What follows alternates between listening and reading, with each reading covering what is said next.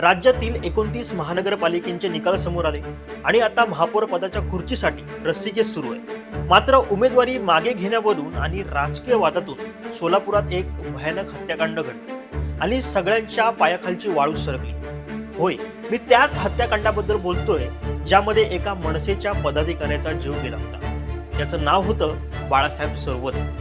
पण बाळासाहेब सरवदे यांच्या हत्या प्रकरणातील आरोपीचा विजय झाला। तो नेमका उमेदवार कोण, पाहूयात सविस्तर व्हिडिओतून।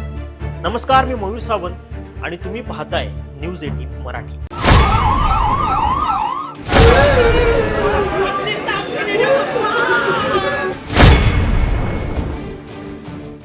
सोलापुरातील प्रभाग क्रमांक 2 या वॉर्डमध्ये बाळासाहेब सरवदे यांची निर्घृण हत्या करण्यात आली। हे प्रकरण संपूर्ण राज्यभरात गाजलं होतं। भाजपच्या 2 गटात झालेल्या हाणामारीत बाळासाहेब यांचा जीव गेला। या प्रभागातून रेखा सरवदे आणि शालन शिंदे या दोन्ही उमेदवारांनी भाजपकडून उमेदवारी मागितली होती। त्यापैकी एकीलाच ही उमेदवारी जाहीर झाली, त्या होत्या शालन शिंदे। आता शालन शिंदे यांना उमेदवारी जाहीर झाल्यानंतर रेखा सरवदे यांना उमेदवारी मागे घ्यावी लागणार होती।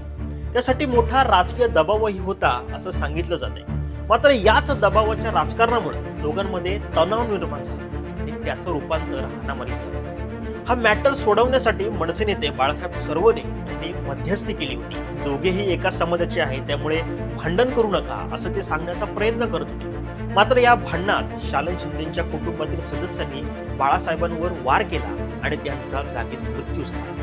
हे प्रकरण कळल्यानंतर मनसे नेते अमित ठाकरे स्वतः सोलापुरात येऊन सरवदे यांच्या कुटुंबियांची भेट घेतली आणि त्यांनी संताप व्यक्त केला।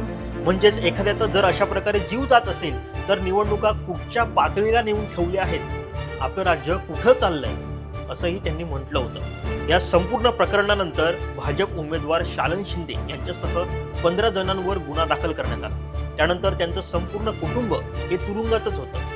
शालन शिंदे या तुरुंगात गेल्यानंतर शिवसेनेच्या आफरीन पठाण यांचा विजय होईल अशी जी चर्चा आहे ती संपूर्ण प्रभागात रंगली होती। मात्र 16 जानेवारीला जो निकाल समोर आला त्यानं अनेकांच्या भुवया उंचावल्या। शालन शिंदे यांच्या पॅनलमधील सर्व भाजपच्या उमेदवारांनी विजय मिळवला आणि एक प्रकारे त्यांनी तुरुंगातच गुलाल उधळला। गुलाल उधळला गेला असला तरी सत्तेसाठी एका कुटुंबाचा बळी गेलाय एवढं मात्र नक्की। तुम्हाला या व्हिडिओबद्दल नेमकं काय वाटतं हे आम्हाला कमेंट करून नक्की सांगा।